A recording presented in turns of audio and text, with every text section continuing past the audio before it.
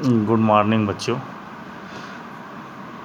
पिछले पार्ट में हमने आपको इलेक्ट्रिक फ्लक्स बताया था, एरिया वेक्टर बताया था, ये गास थ्योरम चैप्टर स्टार्ट किया था हम लोगों ने।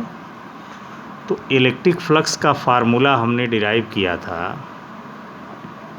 Phi E is equal to आया था vector E dot vector D S. ये इलेक्ट्रिक फ्लक्स का फार्मूला आया था। अब इलेक्ट्रिक फ्लक्स से रिलेटेड कुछ जनरल बातें देख लीजिए जो काफ़ी यूज़फुल हैं, पॉइंट वाइज करके। जैसे सबसे पहली चीज़, अभी आप फ्लक्स का फार्मूला पढ़े हो, vector E dot vector D S. इसको फिर ओपन कर दीजिए तो हो जाएगा E into D S into cos theta. E cos theta integral से बाहर हो जाएगा, इंटीग्रेशन होगा डी एस का। Integration of D S means whole area.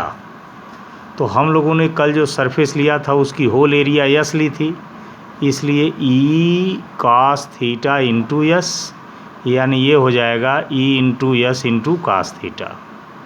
ये फ्लक्स का एक फार्मूला आया। ठीक है, यहाँ पर जो थीटा है वो वेक्टर ई और वेक्टर यस यानी एरिया वेक्टर के बीच का एंगल है। तो ये याद रखिएगा कि theta is the angle between electric field यानी इंटेंसिटी एंड एरिया वेक्टर।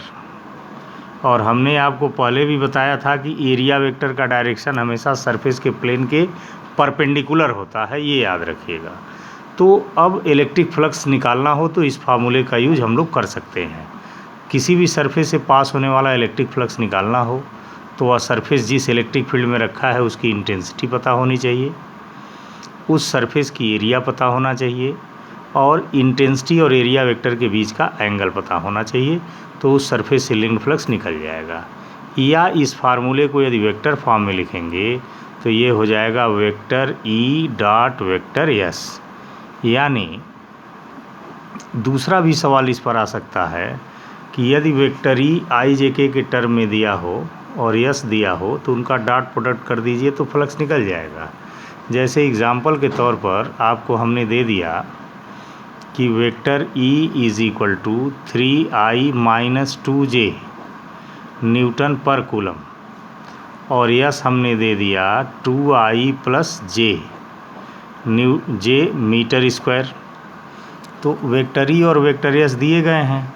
अब आपको फ्लक्स निकालना है तो आप क्या करेंगे कि वेक्टर ई और वेक्टर एक्स का डॉट प्रोडक्ट कर देंगे। ठीक है, और डॉट प्रोडक्ट आप ऑलरेडी फर्स्ट ईयर में पढ़े हो, इसलिए इस एग्ज़ाम्पल को छोटा सा है, इसको सॉल्व कर लेना। ठीक है, तो इस पॉइंट में हमने आपको एक बात बताई कि किसी भी सरफेस से पास होने वाला इलेक्ट्रिक फ्लक्स निकालना हो तो आपके पास दो फार्मूले हो गए।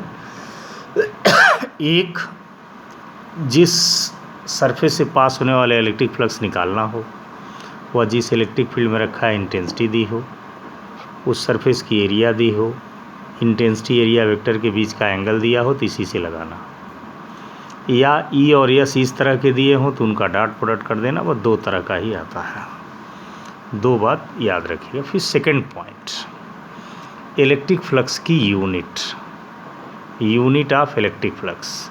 तो चूंकि इलेक्ट्रिक फ्लक्स का फार्मूला है E into S into cos theta. ठीक है, तो चूंकि फाई का फार्मूला है E into S into cos theta, तो ई की यूनिट होती है न्यूटन पर कूलम, यस की यूनिट होती है मीटर स्क्वायर, और कास थीटा तो कोई यूनिट होती नहीं है। तो ये हो गया आपका न्यूटन मीटर स्क्वायर पर कूलम। ठीक है, तो ये फ्लक्स की यूनिट हो गई। फ्लक्स का डायमेंशन ऑफ इलेक्ट्रिक फ्लक्स।